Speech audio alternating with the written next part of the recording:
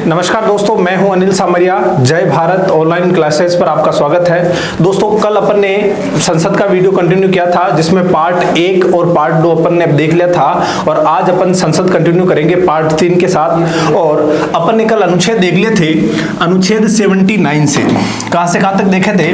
अनुच्छेद 79 से अपन ने शुरुआत की थी और 97 तक अपन ने अनुच्छेद देख लिए थे। 79 से लेकर 97 तक देख लिए थे और इसके आगे के अनुच्छेद जो है वो अपन आज कंटिन्यू करेंगे। देखिए, सबसे पहले लेते हैं अपन अनुच्छेद 98। अनुच्छेद 98 इसमें क्या रखा है? सचिवालय के बारे में। किसके बारे में क्या रखा है? सचिवालय। सचिवालय। अनुच्छेद 98 कहता है कि संसद के प्रत्येक सदन का एक सचिवालय होगा। 98 क्या कहता है? संसद के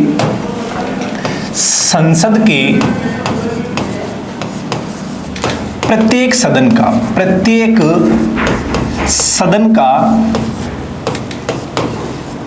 एक सचिवालय होगा। ये बात किस अनुच्छेद में लिख रखी है? तो ये बात किस अनुच्छेद में लिख रखी है? अनुच्छेद 98 में। ठीक है। इसके साथ ही साथ एक बार इसमें और कह रखी है कि जो सचिवालय होगा इसका जो प्रमुख होगा वो प्रमुख क्या कहलाएगा? वो प्रमुख कहलाएगा महासचिव। देखिए, लोकसभा का भी एक सचिवालय होगा जिसका प्रमुख क्या कहलाएगा? लोकसभा का महासचिव। और राज्यसभा का भी क्या कहलाएगा? राज्यसभा का महासचिव। पहले बात कर लेते हैं अपन लोकसभा की। और लोकसभा में जो महासचिव होगा इनके बारे में देखते हैं अपन। महासचिव, देखिए, लोकसभा महासचिव के बारे में सबसे पहली बात तो आपको यह ध्यान रखनी है कि लोकसभा महासचिव की नियुक्ति करेगा कौन। ठीक है, तो आपको याद रखना है कि लोकसभा महासचिव की नियुक्ति की जाएगी लोकसभा के अध्यक्ष द्वारा। किसके द्वारा की जाएगी? लोकसभा के अध्यक्ष द्वारा। ठीक है, पहली बात अपन ने क्या जानी कि संसद के प्रत्येक सदन का एक सचिवालय होगा और उस सचिवालय का जो अध्यक्ष होगा वो क्या कहलाएगा? महासचिव। और ये जो महासचिव होगा इसकी नियुक्ति लोकसभा में कौन करेगा? तो लोकसभा महासचिव की नियुक्ति लोकसभा का अध्यक्ष करेगा। जबकि राज्यसभा की बात करें तो राज्यसभा महासचिव की नियुक्ति कौन करेगा? तो आपको याद रखना है राज्यसभा महासचिव की नियुक्ति। राज्यसभा महासचिव की नियुक्ति कौन करेगा? तो आपको याद रखना है राज्यसभा का सभापति। राज्यसभा सभापति। ठीक है, अपन ने अभी तक इनकी नियुक्ति के बारे में देखा है। ठीक है, फिर प्रश्न आता है कि लोकसभा के जो महासचिव है वो कौन बनता है या फिर राज्यसभा के महासचिव कौन बनते हैं? तो जो भारतीय प्रशासनिक सेवा के जो अधिकारी होते हैं वो ही लोग लोकसभा और राज्यसभा के महासचिव बनते हैं। फिर प्रश्न ये आता है कि वर्तमान में लोकसभा के महासचिव कौन है और राज्यसभा के महासचिव कौन है? तो आपको याद रखना है कि वर्तमान में अपन कह सकते हैं वर्तमान में लोकसभा के महासचिव कौन है? तो आपको याद रखना है स्नेहलता श्रीवास्तव। वर्तमान में स्नेहलता श्रीवास्तव वर्तमान में क्या है? लोकसभा की महासचिव। ठीक है, फिर बात करें वर्तमान में राज्यसभा महासचिव कौन है? तो याद रखना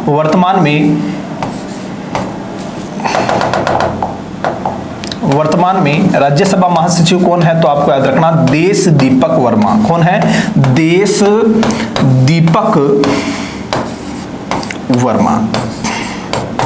ठीक है दोस्तों, संविधान लागू होने के समय सचिवालय में महासचिव की नियुक्ति नहीं की जाती थी, लेकिन आपको याद रखना है सन 1952 से हमने इनकी नियुक्ति करना शुरू कर दिया था।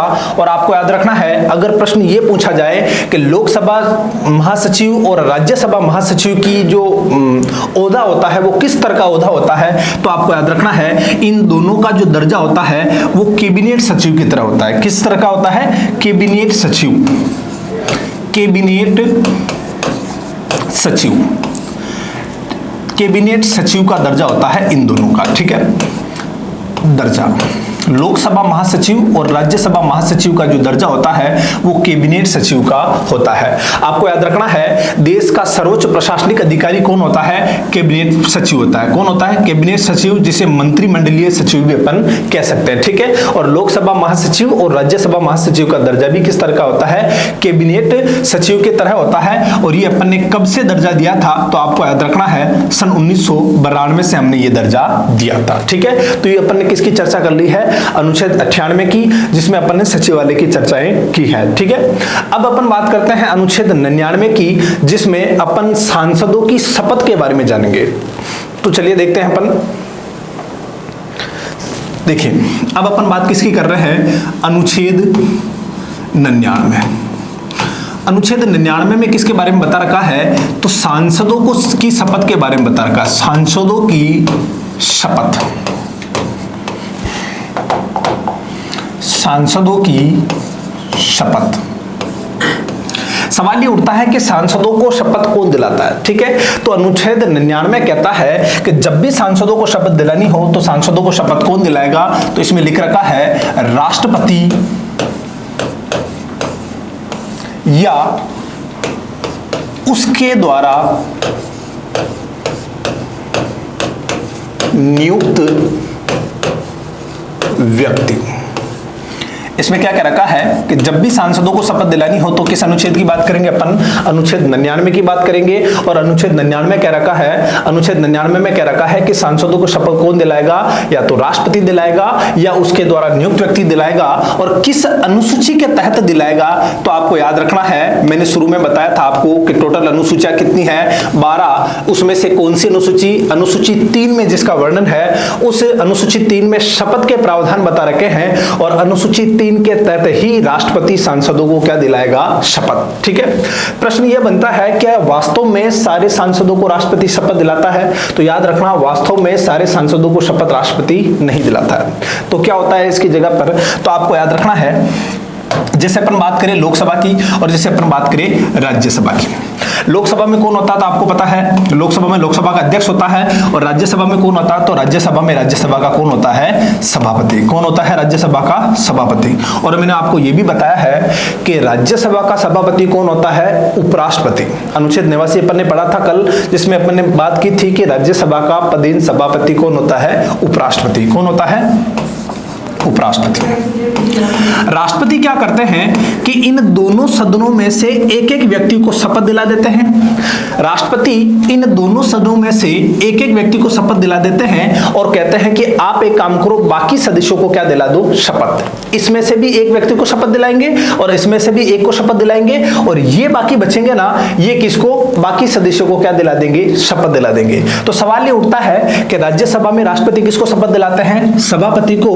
और राज्यसभा के सभापति बाकी सारे राज्यसभा के सांसदों को क्या दिला देंगे? शपथ दिला देंगे। दूसरी बात करें, क्या लोकसभा में ऐसा होता है?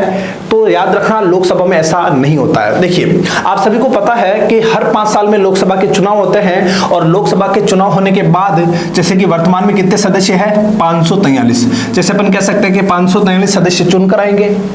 राष्ट्रपति क्या करेंगे? इनमें से एक व्यक्ति को बुलाएंगे और उस एक व्यक्ति को क्या बना देंगे? प्रोटेम स्पीकर बना देंगे। क्या बना देंगे? एक व्यक्ति को प्रोटेम स्पीकर। Pro tem speaker. और ये प्रोटेम स्पीकर क्या करेगा? बाकी बचे 542 सदस्यों को क्या दिला देगा? शपथ दिला देगा, ठीक है। अपन ने क्या बात की? सांसदों को शपथ कौन दिलाएगा? तो राष्ट्रपति या उसके द्वारा नियुक्त व्यक्ति। राष्ट्रपति लोकसभा और राज्यसभा में से एक एक व्यक्ति को शपथ दिलाएगा और वो एक व्यक्ति बाकी सारे सदस्यों को क्या दिला देंगे? शपथ। जैसे प्रोटेम स्पीकर इनको शपथ दिला देगा और राज्यसभा के सभापति बाकी सदस्यों को क्या दिला देंगे? शपथ दिला देंगे। अब सवाल ये उठता है कि ये प्रोटेम स्पीकर कौन होता है? देखिए, सवाल क्या बनता है कि ये प्रोटेम स्पीकर कौन होता है? तो आपको याद रखना है, पहली बात प्रोटेम स्पीकर के बारे में कि क्या प्रोटेम स्पीकर के बारे में भारतीय संविधान में कुछ वर्णन कर रखा है? तो याद रखना, प्रोटेम स्पीकर के बारे में संविधान में किसी भी प्रकार का वर्णन नहीं कर रखा है, ठीक है। तो प्रोटेम स्पीकर के बारे में पहली बात तो अपन ये जानेंगे, इसका उल्लेख संविधान में नहीं है। इसका उल्लेख कहां पर नहीं है? इसका उल्लेख संविधान में नहीं है। ठीक है, प्रोटेम स्पीकर की बात कर रहे हैं अपन, जो कि अस्थायी सदस्य होता है। इसे अपन अस्थायी सदस्य भी कह सकते हैं, अस्थायी सदस्य, अस्थायी सदस्य, अस्थायी सदस्य भी कह सकते हैं। और अस्थायी सदस्य क्या करता है? बाकी सदस्यों को क्या दिलाता है? शपथ। फिर अपन बात करते हैं, तो अपन ने क्या देखा कि राज्यसभा के सभापति राज्यसभा के सदस्यों को शपथ दिलाते हैं, और लोकसभा में राष्ट्रपति द्वारा चुना जाता है एक व्यक्ति जो कि प्रोटेम स्पीकर कहलाता है, और ये व्यक्ति 542 सदस्यों को क्या दिला देता है? शपथ। फिर अपन ने देखा कि प्रोटेम स्पीकर के बारे में क्या भारतीय संविधान में उल्लेख है? तो अपन ने जाना कि प्रोटेम स्पीकर के बारे में भारतीय संविधान में उल्लेख नहीं है। ठीक है, फिर अपन ने देखा कि इसकी नियुक्ति कौन करता है? तो आपको याद रखना है कि प्रोटेम स्पीकर की नियुक्ति कौन करता है? राष्ट्रपति करता है। और इस प्रोटेम स्पीकर को शपथ भी कौन दिलाता है? तो वो भी कौन दिलाता है? राष्ट्रपति दिलाता है। यानी कि नियुक्ति और शपथ के प्रावधान कौन करता है? प्रोटेम स्पीकर के बारे में राष्ट्रपति करता है। ठीक है, फिर अपने को ध्यान रखना है कि प्रोटेम स्पीकर का कार्य क्या होता है।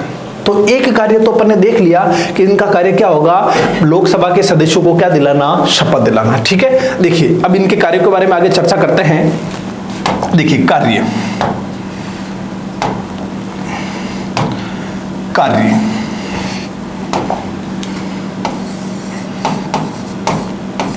देखिए प्रोटेम स्पीकर के दो कार्य होते हैं। पहला कार्य तो क्या होता है? लोकसभा सदस्यों को शपथ दिलाना। लोकसभा सदस्यों को शपथ दिलाना। ठीक है, पहला कार्य होता है लोकसभा सदस्यों का शपथ दिलाना। और प्रोटेम स्पीकर का दूसरा कार्य होता है कि जब तक हमारे लोकसभा का कोई स्थायी अध्यक्ष नहीं बन जाता तब तक लोकसभा की क्या करता है? ये अध्यक्षता। ठीक है, तो अपन कह सकते हैं कि दूसरा कार्य क्या होगा?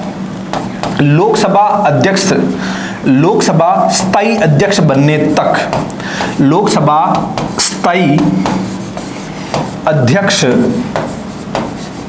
बनने तक, लोकसभा स्थायी अध्यक्ष बनने तक क्या करेंगे अपन? ये क्या करेंगे? लोकसभा की अध्यक्षता, लोकसभा की अध्यक्षता करना, अध्यक्षता करना। ठीक है, अपन ने क्या देखा कि प्रोटेम स्पीकर क्या करता है? प्रोटेम स्पीकर की नियुक्ति हमारे राष्ट्रपति करते हैं, और इनके कार्य क्या होता है? ये लोकसभा के सदस्यों को क्या दिलाते हैं? शपथ दिलाते हैं। ठीक है, लोकसभा के सदस्यों यानी कि सांसदों की बात हो रही है दोस्तों। यहां मैं मंत्रियों की बात नहीं कर रहा हूं, केवल और केवल सांसदों की बात कर रहा हूं कि सांसदों को शपथ कौन दिला रहा है? प्रोटेम स्पीकर लोकसभा में। फिर अपन ने बात की कि इनकी नियुक्ति और शपथ कौन कर रहा है? तो नियुक्ति और शपथ कौन दिलाता है? तो ये राष्ट्रपति दिलाता है। इनका उल्लेख भारतीय संविधान में नहीं है। और फिर अपन ने देखा कि इसका एक और कार्य क्या होता है कि जब तक लोकसभा का कोई स्थायी अध्यक्ष नहीं बन जाता तब तक लोकसभा की ये क्या करता रहता है? अध्यक्षता करता रहता है। फिर उसके बाद अपन देखेंगे कि अगर आपसे प्रश्न पूछा जाए कि लोकसभा इस अध्यक्ष का जो कार्यकाल है वो कार्यकाल कितना होगा, लोकसभा के इस प्रोटेम स्पीकर का कार्यकाल कितना होगा, तो कार्यकाल के बारे में भी आपको थोड़ा ध्यान में रखना है। कार्यकाल के बारे में देखिए, अब अपन देखते हैं कार्यकाल के बारे में। अगर प्रश्न आ जाए कि प्रोटेम स्पीकर का कार्यकाल होगा, ऑप्शन 1 5 वर्ष, 2 6 वर्ष, 3 अनिश्चित, इस प्रकार के प्रश्न आए तो आपको याद रखना है कि लोकसभा का कार्यकाल, लोकसभा के जो प्रोटेम स्पीकर है इनका कार्यकाल अनिश्चित भी नहीं होता है, इनका कार्यकाल निश्चित होता है, लेकिन एक पर्टिकुलर समय अवधि में नहीं होता है। इनका कार्यकाल कैसा होता है? देखिए, इनका कार्यकाल होता है स्थायी अध्यक्ष बनने तक, स्थायी अध्यक्ष बनने तक। ठीक है, अपन कह सकते हैं कि लोकसभा के प्रोटेम स्पीकर का कार्यकाल होता है स्थायी अध्यक्ष बनने तक, यानी कि जैसे ही स्थायी अध्यक्ष बनेंगे ये अपना पद छोड़ देंगे। ठीक है, और जब तक स्थायी अध्यक्ष नहीं बनेंगे तब तक ये लोकसभा की क्या करते रहेंगे? अध्यक्षता करते रहेंगे। ठीक है, तो दोस्तों अपन एक बार वापस इसको रिवाइज कर लेते हैं। देखिए, अपन ने क्या देखा? अनुच्छेद 99 में देखा सांसदों की शपथ के बारे में। सांसदों को शपथ कौन दिलाएगा? भारतीय संविधान में क्या प्रावधान कर रखा है कि राष्ट्रपति या उसके द्वारा नियुक्त व्यक्ति सांसदों पदों को क्या दिलाएगा, शपथ। और उसके किस अनुसूची के तहत दिलाएगा, तो अनुसूची 3 के तहत। और शपथ कैसे दिलाई जाती है, तो लोकसभा और राज्यसभा में दोनों में से एक एक सदस्यों को शपथ दिला देते हैं अपने राष्ट्रपति, और वो एक एक सदस्य अपने अपने सदन के बाकी सदस्यों को क्या दिला देते हैं, शपथ दिला देते हैं। देखिए राज्यसभा में मैंने आपको बताया कि राष्ट्रपति सभापति को शपथ दिला देता है जो कि उपराष्ट्रपति होता है, और उपराष्ट्रपति राज्यसभा के बाकी सदस्यों को क्या दिला देते हैं, शपथ दिला देते हैं। उसी प्रकार जब भी लोकसभा के चुनाव होते हैं और 543 और जो भी सदस्य चुनकर आते हैं उनमें से किसी एक व्यक्ति को हमारे राष्ट्रपति प्रोटेम स्पीकर बना देते हैं, और प्रोटेम स्पीकर क्या करते हैं, बाकी सदस्यों को क्या दिला देते हैं, शपथ दिला देते हैं। ठीक है, साथ ही साथ अपन ने यह भी देखा प्रोटेम स्पीकर के बारे में देखा। पहली बात तो अपन ने क्या देखी कि प्रोटेम स्पीकर का भारतीय संविधान में उल्लेख नहीं है। इसकी नियुक्ति और इसको शपथ कौन दिलाता है, तो भारत के राष्ट्रपति। ठीक है, इनका कार्यकाल क्या होता है, तो स्थायी अध्यक्ष बनने तक, और इनके कार्य 2 होंगे। पहला कार्य लोकसभा के सदस्यों को शपथ दिलाना, और दूसरा कार्य होगा लोकसभा के स्थायी अध्यक्ष बनने तक लोकसभा की क्या करना, अध्यक्षता करना। ठीक है, तो अपन ने 98 और अनुच्छेद 99 की चर्चा कर ली है, और अब अपन आगे चलते हैं अनुच्छेद 100 की ओर। देखिए अब अपन बात करते हैं अनुच्छेद 100।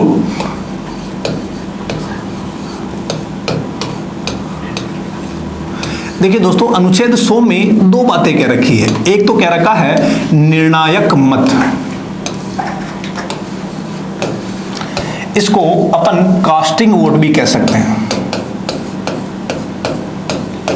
कास्टिंग वोट, निर्णायक मत कह लो या कास्टिंग वोट कह लो। और एक और कह रखा है इसी में, इसी अनुच्छेद में गणपूर्ति। किसके बारे में कह रखा है, गणपूर्ति के बारे में। और गणपूर्ति को अपन अंग्रेजी में कोरम भी कहते हैं। क्या कहते हैं, कोरम।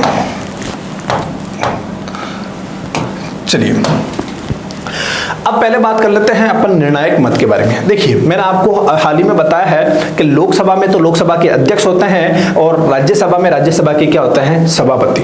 आपको याद रखना है कि कोई भी बिल संविधान में या संसद में कैसे पारित होगा, तो लोकसभा और राज्यसभा दोनों में पारित होगा, और भारत के राष्ट्रपति उस पर क्या करेंगे, अंतिम स्वीकृति देंगे, और इस प्रकार भारत का कोई भी कानून क्या होता है, पारित होता है। ठीक है, देखिए लोकसभा में अगर मान लो कोई कानून पारित होना है तो वो किस प्रकार होगा, इसके बारे में भी आपको पता होना चाहिए।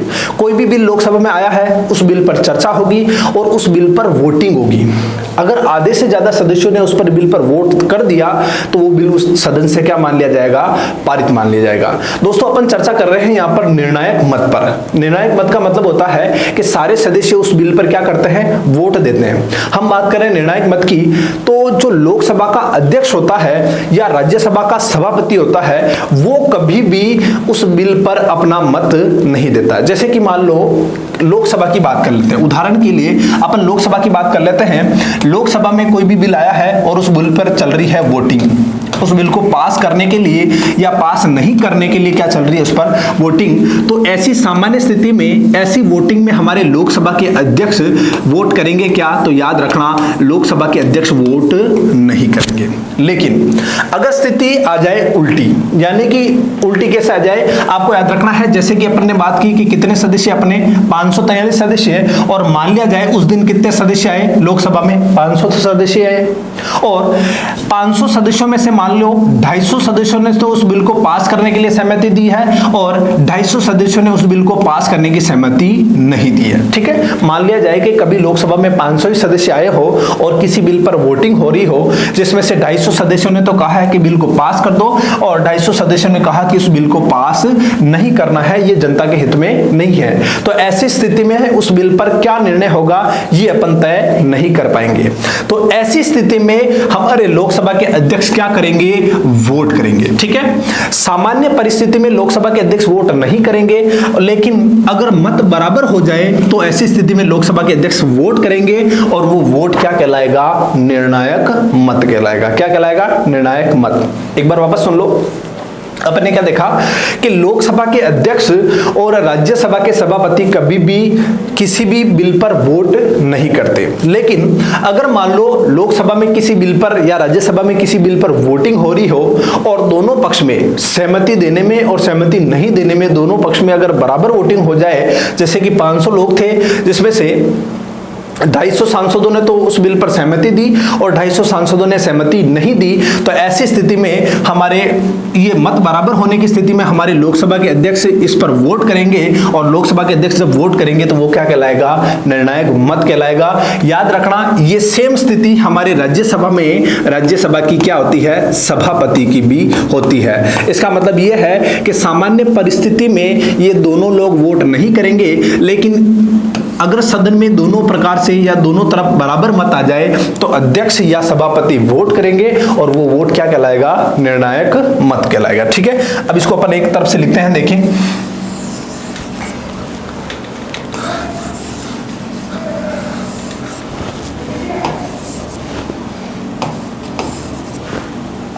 देखिए अपन इसको लिखेंगे कैसे, यदि सदन में मत बराबर हो, मत का मतलब होता है वोट, तो अध्यक्ष या सभापति, अध्यक्ष या सभापति, अध्यक्ष की बात करें तो अध्यक्ष तो लोकसभा में वोट करेंगे और सभापति राज्यसभा में वोट करेंगे। अध्यक्ष या सभापति अपना मतदान देंगे, अपना क्या करेंगे, मतदान देंगे या मत देंगे, अपना मत देंगे, जो क्या कहलाएगा, जो निर्णायक मत कहलाएगा, निर्णायक मत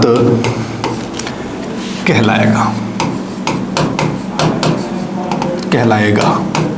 ठीक है, तो अपन ने अनुच्छेद 100 में किसके बारे में देखा है, निर्णायक मत के बारे में देखा है, और जिसे एक नाम और से जाना जाता है कास्टिंग वोट भी कहते हैं। और ये कास्टिंग वोट करने का अधिकार किसको होता है, लोकसभा के अध्यक्ष और राज्यसभा के सभापति को। ठीक है, फिर अपन बात करते हैं गणपूर्ति की। देखिए गणपूर्ति का मतलब क्या होता है, देखिए अपन ने देखा कि लोकसभा में 543 सांसद है और राज्यसभा में 245 सांसद है।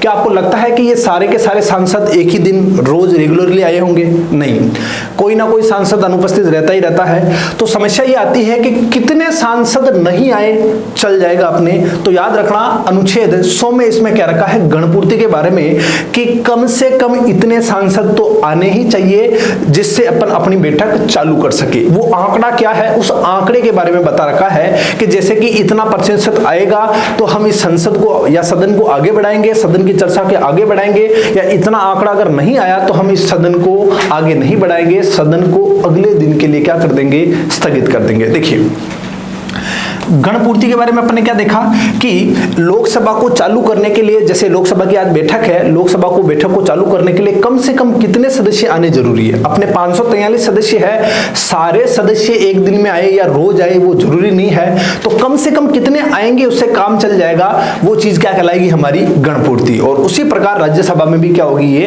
गणपूर्ति। देखिए गणपूर्ति के बारे में पहले बात कर लेते हैं अपन लोकसभा के बारे में कि लोकसभा की गणपूर्ति कितनी होगी। लोकसभा की गणपूर्ति कितनी होगी, तो लोकसभा सीटों का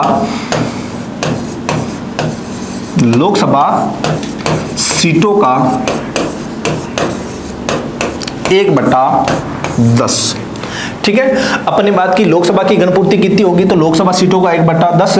उसी प्रकार अगर अपन बात कर ले कि राज्यसभा की गणपूर्ति कितनी होगी, तो राज्यसभा की गणपूर्ति भी सेम ऐसे ही होगी।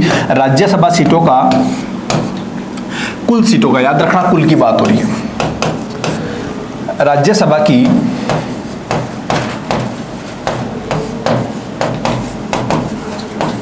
कुल सीटों का 1/10। ठीक है, देखिए गणपूर्ति क्या होती है इसके बारे में अपन ने जान लिया। अब अपन जानते हैं गणपूर्ति कितनी होती है।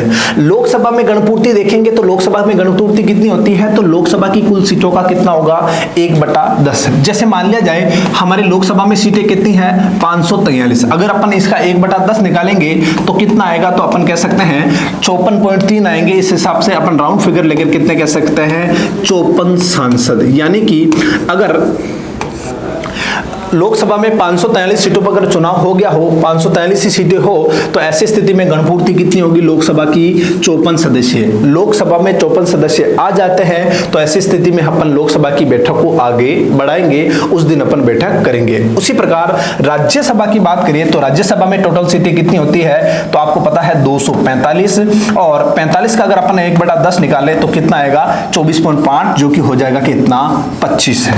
यानी कि राज्यसभा की गणपूर्ति कितनी होती है, राज्यसभा की गणपूर्ति होती है 25।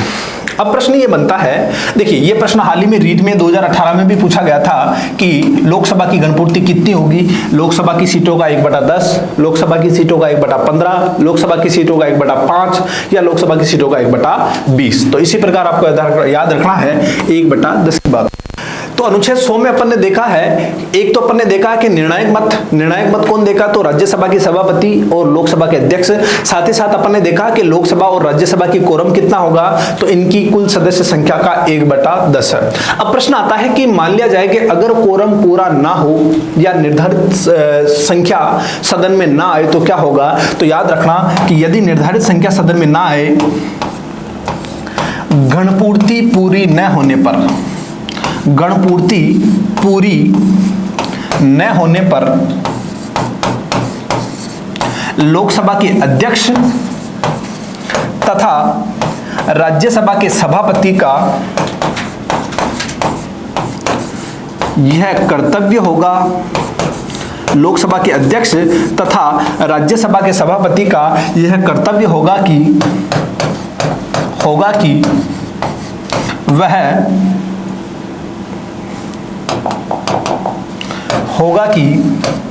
वह सदन को स्थगित करे, सदन को क्या करे, स्थगित करे। ये बात भी किस अनुच्छेद में लिख रखी है, अनुच्छेद 100 में लिख रखी है। इसका मतलब अनुच्छेद 100 में अपन ने 3 चीजें देख ली, पहली निर्णायक मत, दूसरी अपन ने देख ली गणपूर्ति, और तीसरी अपन ने देखी कि गणपूर्ति न हो, पूरी न हो तो अध्यक्ष और सभापति उस सदन को क्या करेंगे, स्थगित करेंगे। ये अपन ने पढ़े हैं अनुच्छेद 98, अनुच्छेद 99 और अनुच्छेद 100। दोस्तों अब अपन चर्चा करने जा रहे हैं अनुच्छेद 101 के बारे में, ठीक है। अनुच्छेद 101 और अनुच्छेद 102 के बारे में चर्चा करेंगे। देखिए अनुच्छेद 101, अनुच्छेद 101, इसमें क्या रखा है, यदि कोई सांसद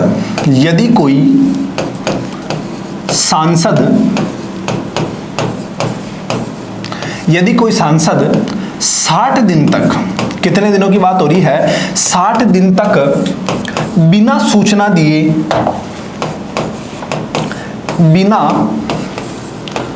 सूचना दिए अनुपस्थित रहे, बिना सूचना दिए अनुपस्थित रहे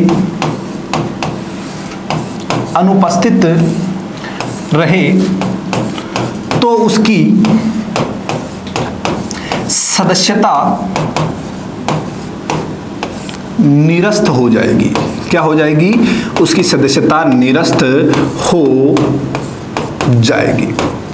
ये किस अनुच्छेद की बात हो रही है, ये अनुच्छेद 101 की बात हो रही है, जिसमें क्या रखा है कि यदि कोई सांसद 60 दिनों तक बिना सूचना दिए, अगर सूचना दी है तो कोई समस्या नहीं है, लेकिन अगर बिना सूचना दिए वो 60 दिन तक अनुपस्थित रहे तो उसकी सदन की सदस्यता क्या हो जाएगी, निरस्त हो जाएगी।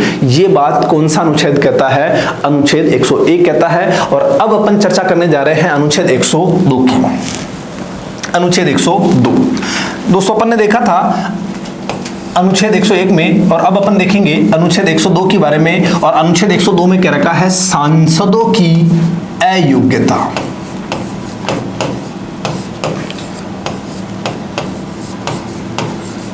अयोग्यता दोस्तों कल अपन ने वीडियो में देखा था सांसदों की योग्यता के बारे में, जो कि अनुच्छेद 84 में वर्णित थी। कहां वर्णित थी? अनुच्छेद 84 में। और किस क्या वर्णित थी? सांसदों की योग्यता कि वह भारत का नागरिक होना चाहिए, अनुसूची 3 के तहत वो शपथ नहीं होनी चाहिए, किसी लाभ पद पर नहीं होने चाहिए, न्यूनतम आयु 30 वर्ष और 25 वर्ष होना चाहिए, और भी कोई संसद योग्यता निर्धारित करती है तो वो भी उसमें होनी चाहिए। ठीक है, उसी प्रकार जिस प्रकार भारतीय संविधान में संसदों की या सांसदों की योग्यता वर्णित है, ठीक उसी प्रकार सांसदों की अयोग्यता का भी वर्णन इसमें कर रखा है। और अब अपन देखते हैं अनुच्छेद 102 के तहत सांसदों की क्या अयोग्यता। देखिए सांसदों की अयोग्यता के बारे में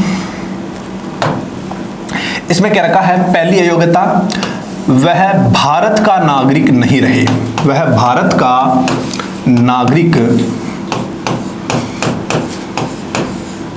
नहीं रहे।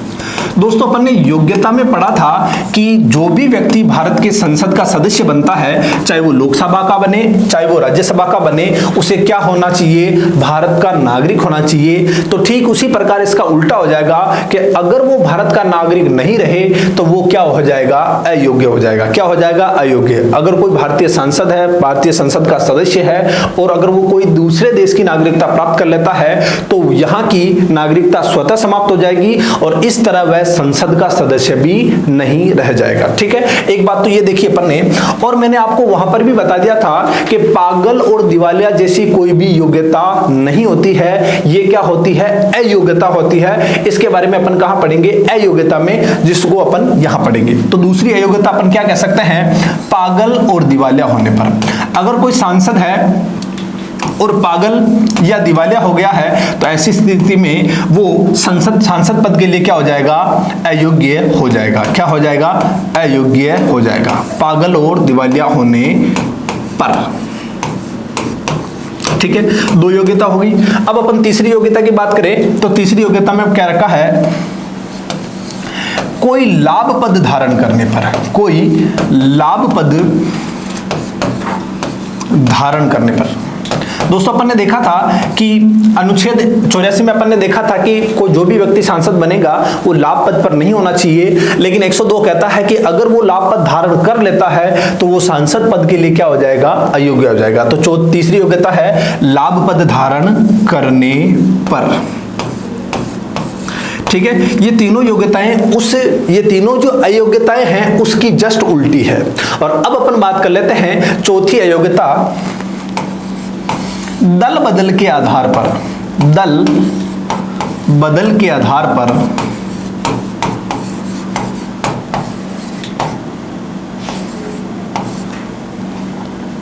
अयोग्य होने पर, दल बदल के आधार पर अयोग्य होने पर। दोस्तों अपन दल बदल के बारे में भी पढ़ेंगे, लेकिन यहां थोड़ा बस इतना ध्यान रखना है कि यदि कोई पार्टी का सदस्य किसी अन्य पार्टी में मिलता है तो वो क्या कहलाता है? दल बदल। ठीक है, कई बार दल बदल सही माना जाता है और कई बार दल बदल गलत माना जाता है।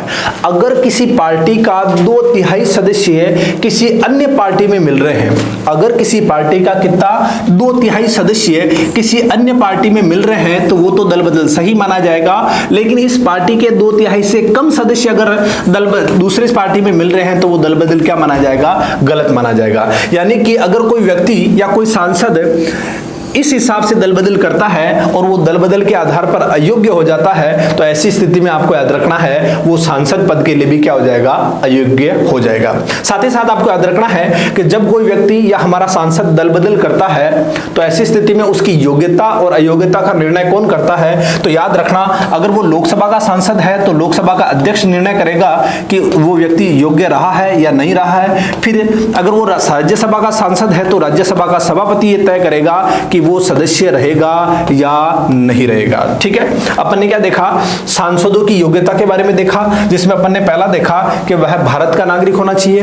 दूसरा अपन ने देखा कि वह पागल और दिवालिया नहीं होना चाहिए। तीसरा अपन ने देखा कि कोई भी भारत का नागरिक नहीं होना चाहिए। दूसरा अपन ने देखा कि अगर वो पागल और दिवालिया हो जाए तो भी वो अयोग्य हो जाएगा।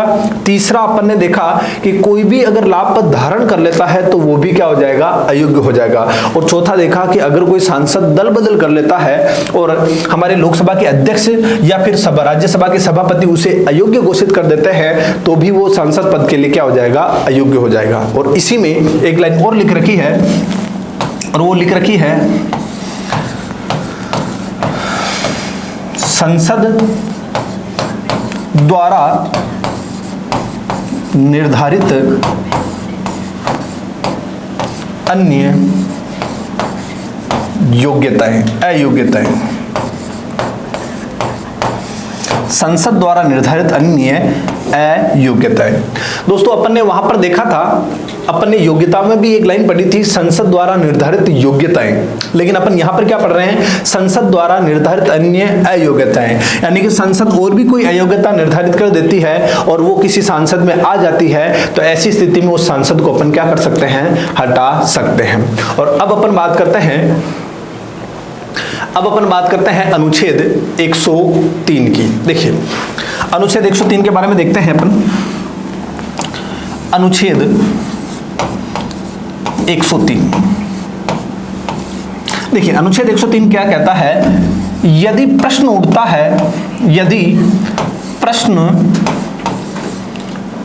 है कि कोई सांसद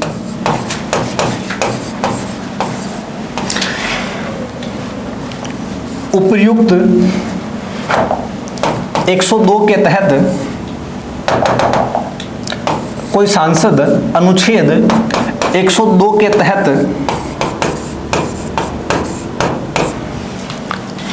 योग्यता अयोग्यता से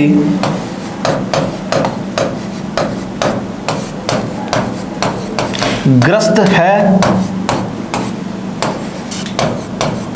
या नहीं, तो इसका निर्णय कौन करेगा, तो याद रखना, तो इसका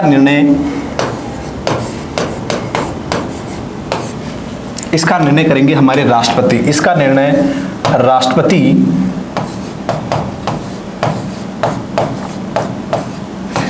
केंद्रीय निर्वाचन आयोग से, केंद्रीय निर्वाचन आयोग के परामर्श पर करेंगे। देखिए अपन ने क्या देखा, अनुच्छेद 102 में अयोग्यता के बारे में देखा है, और 103 में कह रखा है कि यदि प्रश्न उठता है कि हमारा कोई सांसद 102 में वर्णित अयोग्यता से ग्रस्त है या नहीं है, तो इसका निर्णय कौन करेगा, तो इसका निर्णय हमारे भारत के राष्ट्रपति करेंगे। और किसकी सलाह पर करेंगे, तो हमारे केंद्रीय निर्वाचन आयोग की सलाह पर करेंगे। अब आपको ध्यान रखना, देखिए 3 बातें आती है, देखिए 3 बातें आपको याद रखनी है। 3 बातें क्या याद रखनी है, अगर आपसे प्रश्न पूछा जाए कि कोई व्यक्ति या कोई सांसद दलबदल के आधार पर अयोग्य है या नहीं है, मैं क्या बोल रहा हूं, अगर कोई सांसद दलबदल के आधार पर अयोग्य है या नहीं है, इसका निर्णय तो कौन कर रहे हैं, लोकसभा के अध्यक्ष या राज्यसभा के सभापति।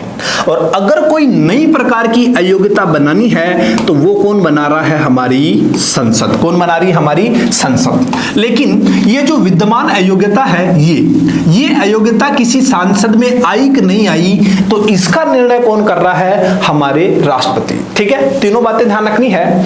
ये जो अयोग्यता अपन ने लिख रखी है, ये अयोग्यता किसी में आई है कि नहीं आई है, ये तो निर्णय कौन करेगा, राष्ट्रपति। अगर दलबदल के आधार पर अयोग्यता का निर्णय करना है तो कौन करेगा, लोकसभा के अध्यक्ष और राज्यसभा के सभापति। और कोई नए प्रकार की अयोग्यता बनानी है तो वो कौन बनाएगा, हमारी संसद बनाएगी। ठीक है, तो अपन ने 101 में, 102 में और 103 में अयोग्यता के बारे में ही देखा है कि अगर कोई 60 दिनों तक अनुपस्थित रहे तो भी अयोग्य हो जाएगा, और इन अयोग्यताओं से ग्रस्त हो जाए तो भी अयोग्य हो जाएगा। और यदि कोई प्रश्न उठता है कि कोई सांसद अयोग्य हुआ है या नहीं हुआ है, तो इसका निर्णय कौन करेगा, राष्ट्रपति। और किसकी सलाह पर करेंगे, ये केंद्रीय निर्वाचन आयोग की सलाह पर करेंगे। ठीक है, तो ये अपन ने किसके बारे में देखा, 101, 102 और 103 के बारे में। अब अपन देखते हैं 104 की, अनुच्छेद 104।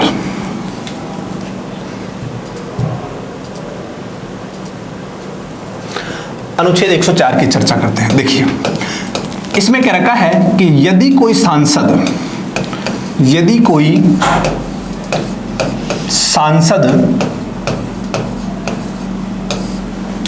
शपथ लेने से पूर्व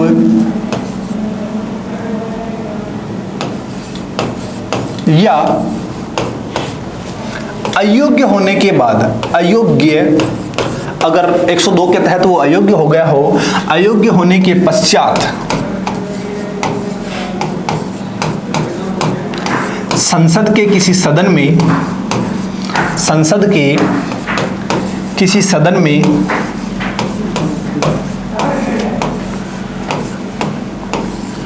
बैठ जाता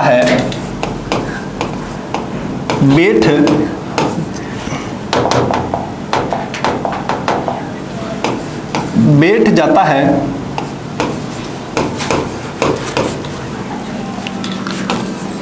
तो उससे 500 रुपए प्रतिदिन क्या लिया जाएगा? जुर्माना लिया जाएगा। 500 रुपए प्रतिदिन जुर्माना लिया जाएगा। दोस्तों अनुच्छेद 101 से लेकर 104 तक अयोग्यता के बारे में वर्णन कर रखा है। 101 में अपन ने देखा है कि अगर वो 60 दिन तक नहीं आए तो अयोग्य हो जाएगा। 102 में हमने उनकी सारी अयोग्यता का वर्णन किया था। 103 में हमने देखा कि अगर वो निम्न अयोग्यता से ग्रस्त है कि नहीं है इसका निर्णय राष्ट्रपति करेगा। और इसमें 104 में क्या रखा है कि यदि कोई सांसद शपथ लेने से पहले या अयोग्य होने के बाद भी हमारी संसद के किसी सदन में बैठ जाता है तो ऐसी स्थिति में क्या होगा? उससे क्या लिया जाएगा? 500 रुपए प्रतिदिन के हिसाब से जुर्माना लिया जाएगा। ठीक है। और अब अपन बात करते हैं 105 की। देखिए 105 और 106 की बात कर लेते हैं। अनुच्छेद 105 क्या कहता है तो आपको याद रखना है, सांसदों के विशेषाधिकार। अनुच्छेद 105 में क्या रखा है? सांसदों के विशेषाधिकार।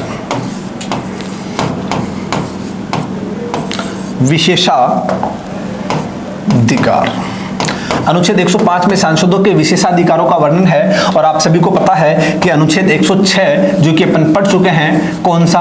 विधायकों के बारे में। किसके बारे में? सांसदों के वेतन के बारे में। मैंने आपको बताया था कि सांसदों के वेतन का निर्धारण कौन करता है? हमारी संसद करती है। ठीक है। तो सांसदों के वेतन के बारे में अपन ने कहा देख लिया था, पहले ही पिछले वाले वीडियो में देखा था। 106 में मैंने आपको बताया था कि अनुच्छेद 97 में तो लोकसभा अध्यक्ष, उपाध्यक्ष, राज्यसभा के सभापति और उपसभापति का वेतन है, जबकि 106 में बाकी सारे सांसदों का क्या है? वेतन है। और 105 में अपन ने क्या देखा? सांसदों के विशेषाधिकारों के बारे में देखा है। और अब अपन बात कर लेते हैं अनुच्छेद 107 की।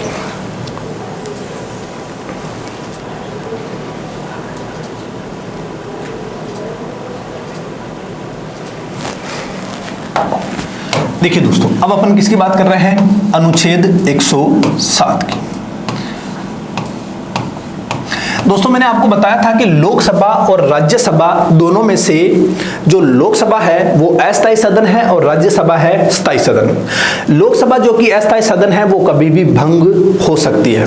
और आपको यह भी ध्यान रखना है कि भारतीय कानून कैसे बनता है? लोकसभा और राज्यसभा में पारित होता है और हमारे भारत के राष्ट्रपति उस पर क्या करते हैं? हस्ताक्षर करते हैं। लेकिन कभी कभी स्थितियां ये आ जाती है कि कोई कानून लंबित चल रहा होता है और अचानक हमारी लोकसभा भंग हो जाती है, तो ऐसी स्थिति में हम उस कानून का क्या करेंगे उसके बारे में कहां बता रखा है? अनुच्छेद 107 के बारे में। अनुच्छेद 107 में बता रखा है। देखिए इसमें क्या रखा है? लोकसभा भंग होने पर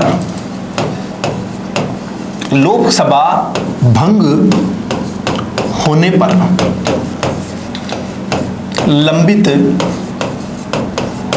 विधेयकों पर